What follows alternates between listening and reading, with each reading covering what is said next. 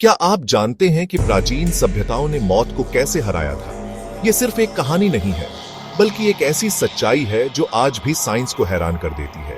और जो आपको पता चलेगा, वो आपकी दुनिया बदल देगा। ये कहानी शुरू होती है 4000 साल पहले, जब नाइल नदी के किनारे एक ऐसी सभ्यता थी जो मौत से डरने के बजाय उसे जीतने की कोशिश कर रही थी। इजिप्शियन प्रीस्ट्स और स्कॉलर्स ने एक ऐसा राज खोजा था जो उन्हें लगता था कि वे हमेशा के लिए जी सकते हैं। उनका ममिफिकेशन प्रोसेस सिर्फ बॉडी प्रिजर्व करना नहीं था, बल्कि ये एक साइंटिफिक मेथड था सोल को फिजिकल वर्ल्ड में बांधे रखने का। और ये सिर्फ शुरुआत थी, क्योंकि दुनिया भर की एंशिएंट सिविलाइजेशंस ने अपने अपने तरीके निकाले थे। हर सिविलाइजेशन का अपना यूनिक अप्रोच था मौत को डिफीट करने का। चाइना में एम्परर किन शी हुआंग ने 8000 टेराकोटा वॉरियर्स बनवाए ताकि वे आफ्टर लाइफ में भी प्रोटेक्टेड रहे। इंडिया में आयुर्वेद के थ्रू ऋषियों ने बॉडी को इमॉर्टल बनाने के फार्मूलाज डिस्कवर किए। मेडिटेशन और योग से वे सोल को बॉडी से अलग करने की प्रैक्टिस करते थे। ग्रीस में फिलोसोफर्स ने बताया कि सोल इमॉर्टल है और प्रॉपर रिचुअल्स से वे गॉड्स के साथ इटर्नल लाइफ अचीव कर सकते हैं।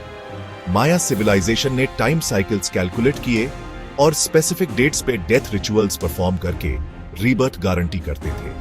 वाइकिंग्स ने सोचा कि वॉरियर की डेथ वल्हाला में इटर्नल फीस्ट देता है, और एल्केमी के through way elixir of life बनाने की कोशिश करते थे। लेकिन सबसे बड़ा राज ये था कि ये सब सिविलाइजेशंस एक कॉमन बिलीफ शेयर करती थी कि डेथ सिर्फ एक ट्रांजिशन है, एक जर्नी का बिगिनिंग। लेकिन इन सब से ऊपर एक रियलिटी थी जिसे कोई झुठला नहीं सकता था। डेथ, वॉर, डिजीज और नेचुरल डिजास्टर्स के विपरीत मौत एक परमानेंट दुश्मन था। इसी एक डर ने दुनिया भर की सिविलाइजेशंस को हजारों साल तक एक ही खोज पर लगाए रखा, मौत को हराने की खोज। उनके पास मॉडर्न मेडिसिन नहीं थी, इसलिए उनका अप्रोच सिर्फ जिंदगी को लंबा खींचना नहीं, बल्कि मौत को ही मात देना था। ये एलडीडी ढाई दवाइयों से नहीं, बल्कि विश्वास, रस्मों और गहरे ज्ञान से लड़ी जा रही थी। इजिप्शियंस ने बुक ऑफ द डेड बनाया। ये आफ्टर लाइफ में सफर करने के लिए एक डिटेल्ड जीपीएस था जो आत्मा को राक्षसों से बचाता। उनका मानना था कि अगर बॉडी को ममिफिकेशन के जरिए परफेक्टली प्रिजर्व किया जाए तो आत्मा, जिसे वो बा कहते थे, उसे पहचान कर वापस लौट सकती है। वहीं चाइनीज एम्परर्स ने जेड यानी हरिताश्म से बने सूट्स पहने। वो मानते थे कि जेड की शुद्धता शरीर को सड़ने से रोक सकती है। पहले एम्परर किन शी हुआंग के मकबरे में तो पारे की नदियां तक बनाई गईं ताकि वो मरने के बाद भी राज कर सकें। इंडिया में तांत्रिक प्रैक्टिसेस का लक्ष्य और भी गहरा था। यहां शरीर के चक्रों को एक्टिवेट करके उसे एक रेनबो बॉडी में बदलने की कोशिश की गई, यानी फिजिकल फॉर्म को प्योर एनर्जी में बदलकर फिजिकल डेथ को ही बायपास कर देना। प्राचीन ग्रीस के मिस्ट्री स्कूल्स में चुने हुए लोगों को सीक्रेट नॉलेज दी जाती थी। ओनर्फिक गोल्ड टैबलेट्स पर आफ्टर लाइफ का रोड मैप खुदा होता था, जिसमें अंडरवर्ल्ड के गार्ड्स को क्या बोलना है ये तक लिखा होता था। और माया सभ्यता ने अपने एस्ट्रोनॉमिकल ज्ञान का इस्तेमाल किया। उनका मानना था कि अगर सही कॉस्मिक मोमेंट पर डेथ रिचुअल्स किए जाए तो वो यूनिवर्स के साइकिल में प्लग इन करके गारंटीड रीबर्थ पा सकते हैं। शरीर को बचाना, आत्मा को गाइड करना या कॉस्मोस के साथ अलाइन करना, ये तरीके बहुत अलग थे। लेकिन सबसे शॉकिंग बात यह है कि इन सभी मेथड्स में एक गहरा और रहस्यमयी कॉमन पैटर्न छिपा था। दुनिया भर की प्राचीन सभ्यताओं ने एक चौंकाने वाली खोज की थी। उन्होंने ये महसूस किया कि हमारी चेतना यानी कॉन्शियसनेस और हमारा शरीर दो अलग अलग चीजें हैं। ये कोई दार्शनिक विचार नहीं था, बल्कि उनके अस्तित्व का एक मूल सिद्धांत था। उनका मानना था कि गहरी साधना, ध्यान और कुछ खास अनुष्ठानों के जरिए कॉन्शियसनेस को शरीर के बंधन से आजाद किया जा सकता है। इस अवस्था को उन्होंने आउट ऑफ बॉडी एक्सपीरियंस या एस्ट्रल प्रोजेक्शन जैसे नाम दिए। जैसे प्राचीन मिस्र में उन्होंने आत्मा के दो हिस्सों की पहचान की, का जो जीवन शक्ति थी और बा जो व्यक्तित्व था और मृत्यु के बाद भी यात्रा कर सकता था। वहीं तिब्बत में बार्दो थ्योडोल की टीचिंग्स के जरिए मृत्यु और अगले जन्म के बीच की अवस्था, जिसे बार्दो कहते हैं, उसे मास्टर करने की तकनीक सिखाई जाती थी।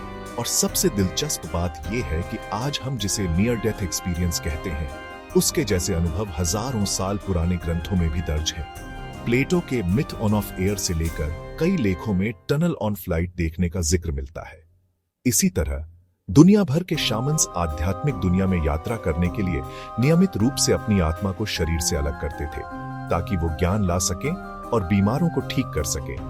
पुरातात्विक सबूत और भी हैरान करने वाले हैं। हमें हजारों साल पुरानी खोपड़ियां मिली हैं जिनमें ड्रिल करके छेद किए गए हैं, जिसे ट्रेपिनेशन कहते हैं। कुछ थ्योरीज के मुताबिक यह सिर्फ मेडिकल प्रोसीजर नहीं था, बल्कि चेतना को ब्रह्मांडीय ऊर्जा से जोड़ने का एक प्रयास हो सकता था। इसी वजह से हर कल्चर ने शरीर को संरक्षित करने के तरीकों में महारत हासिल की थी ताकि आत्मा की वापसी के लिए शरीर तैयार रहे।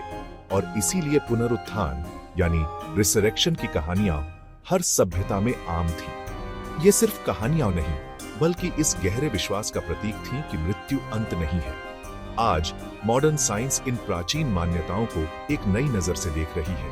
क्वांटम फिजिक्स की दुनिया में कुछ क्रांतिकारी सिद्धांत सामने आ रहे हैं जो बताते हैं कि चेतना शायद पदार्थ नहीं, बल्कि एक तरह की क्वांटम एनर्जी है जो हमारे दिमाग के न्यूरॉन्स में मौजूद है। ये वही बात है जो हमारी प्राचीन सभ्यताएं हजारों साल पहले कह रही थी कि हम सिर्फ शरीर नहीं, बल्कि एक अमर चेतना है। क्या विज्ञान और अध्यात्म एक ही सच की ओर इशारा कर रहे हैं? लेकिन सबसे बड़ा ट्विस्ट यह है कि कई एंशिएंट सिंबल्स जैसे कैडियस या जीवन का वृक्ष मॉडर्न डीएनए के डबल हेलिक्स स्ट्रक्चर से आश्चर्यजनक रूप से मैच करते हैं। सवाल यह है, उन्हें यह कैसे पता था? रिसर्च बताती है कि पिरामिड्स अपने खास शेप और बनावट के कारण इलेक्ट्रोमैग्नेटिक एनर्जी को फोकस करते हैं। यह एनर्जी न सिर्फ प्रिजर्वेशन में मदद करती है, बल्कि चेतना को भी प्रभावित कर सकती है। प्राचीन सभ्यताएं साउंड की शक्ति को जानती थीं। तिब्बती सिंगिंग बोल्स से लेकर मंत्रोच्चार तक वे हीलिंग और चेतना बदलने के लिए खास फ्रीक्वेंसीज का इस्तेमाल करते थे। आज यही तकनीक मॉडर्न साउंड थेरेपी में इस्तेमाल हो रही है। मॉडर्न क्रायोनिक्स यानी भविष्य के लिए शरीर को फ्रीज करना सुनने में नया लगता है, लेकिन इसका मूल लक्ष्य वही है जो प्राचीन ममिफिकेशन का था, शरीर को एक नई जिंदगी की उम्मीद में सुरक्षित रखना। कॉन्शियसनेस अपलोडिंग जैसी फ्यूचरिस्टिक रिसर्च भी प्राचीन ज्ञान से जुड़ती है। न्यूरोसाइंस दिखाता है कि गहरी मेडिटेशन से ब्रेन वेव्स बदलती है, जिससे साबित होता है कि चेतना को शरीर की सीमाओं से परे अनुभव किया जा सकता है। क्वांटम एंटेंगलमेंट का सिद्धांत बताता है कि यूनिवर्स में सब कुछ जुड़ा हुआ है। यह इस प्राचीन विचार को बल देता है कि चेतना सिर्फ दिमाग में नहीं, बल्कि एक नॉन लोकल कॉस्मिक फोर्स है। दुनिया भर के एंशिएंट मॉन्यूमेंट्स का सितारों से अलाइनमेंट सिर्फ कैलेंडर नहीं था। वे मानते थे कि इन खास पलों में कॉस्मिक एनर्जी के गेटवे खुलते हैं जो चेतना को ब्रह्मांड से जोड़ते हैं। मॉडर्न नियर डेथ एक्सपीरियंस की रिसर्च भी इसी ओर इशारा करती है। लोगों के अनुभव जैसे रोशनी की सुरंग देखना, Tibetan book on the dead जैसे प्राचीन ग्रंथों के वर्णन से मेल खाते हैं जो पुनर्जन्म के विश्वास को वैलिडेट करते हैं। होलोग्राफिक यूनिवर्स थ्योरी कहती है कि रियलिटी एक इल्यूजन है, ठीक वैसे ही जैसे प्राचीन दर्शन में माया का कॉन्सेप्ट। शायद माया सभ्यता की भविष्यवाणी अंत की नहीं, बल्कि इसी भ्रम के टूटने की थी, एक ग्लोबल कॉन्शियसनेस अवेकनिंग जो शायद अभी हो रही है। लेकिन सबसे शॉकिंग रेवलेशन ये है कि कुछ एंशिएंट मास्टर्स एक्चुअली सक्सेसफुल हो गए थे। हिडन हिस्टोरिकल रिकॉर्ड्स सजेस्ट करते हैं कि कुछ इंडिविजुअल्स ने एक्चुअली डेथ डिफीट किया था, और मॉडर्न साइंस उन्हीं एंशिएंट प्रिंसिपल्स को रीडिस्कवर कर रही है। Telomere research, stem cell therapy, consciousness transfer technology, quantum biology discoveries सब एंशिएंट विजडम को मॉडर्न टेक्नोलॉजी से कंबाइन कर रहे हैं। और साइंटिस्ट्स बिलीव करते हैं कि ब्रेक थ्रू मोमेंट आ गया है, जब ह्यूमैनिटी फाइनली डेथ को डिफीट कर देगी, एग्जैक्टली जैसे एंशिएंट सिविलाइजेशंस ने प्रेडिक्ट किया था। तो अब आप जानते हैं कि एंशिएंट सिविलाइजेशंस ने एक्चुअली डेथ डिफीट किया था, और वे हमें रोड मैप दे गए हैं। डेथ डिफीट करना पॉसिबल है क्योंकि एंशिएंट विजडम इटर्नल ट्रुथ है, और अब ये आपके हाथ में है कि आप इस एंशिएंट विजडम को अपनी लाइफ में कैसे यूज करेंगे। क्योंकि डेथ सिर्फ एक इल्यूजन है और एंशिएंट सिविलाइजेशंस ने ये राज हमें दे दिया है।